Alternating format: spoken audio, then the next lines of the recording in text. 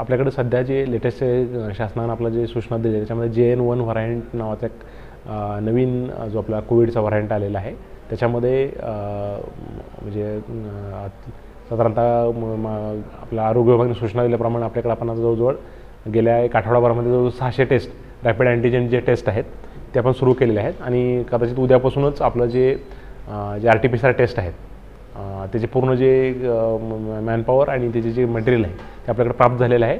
तर ते RT-PCR टेस्टसुद्धा आपण उद्यापासून सुरू करत आहोत.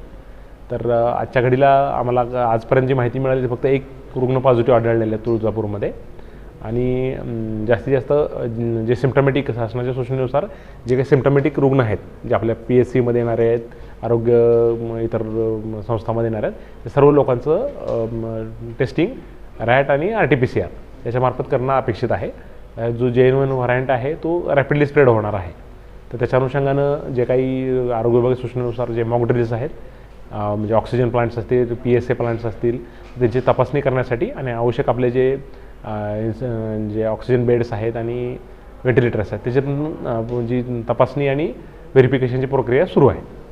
वॅक्सिनेशन जी माहिती आहे त्याच्यानुसार आता सध्या वॅक्सिन अवेलेबल नाही आहे, परंतु लवकरच आमच्याकडून राज्यस्तरावरून आपल्याला सप्लाय केला जाणार आहे.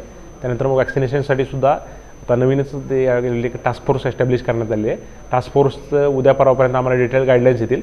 वॅक्सिनेशन असेल, ट्रीटमेंट असेल आणि ओव्हरऑल त्या कॉन्टॅक्ट ट्रेसिंग असेल किंवा ओव्हरऑल त्या ट्रीटमेंट गाईडलाईन काय असावी.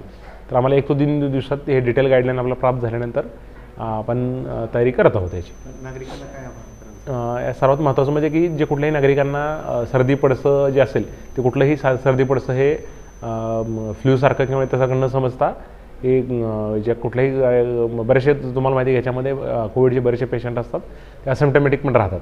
परंतु सर्वांनी आपलं जे जवळच्या PSCमध्ये किंवा आपलं जे ग्रामीण रुग्णालय असेल, सिव्हिल हॉस्पिटल असेल त्याच्यात जाऊन तपासणी करून घ्यावी.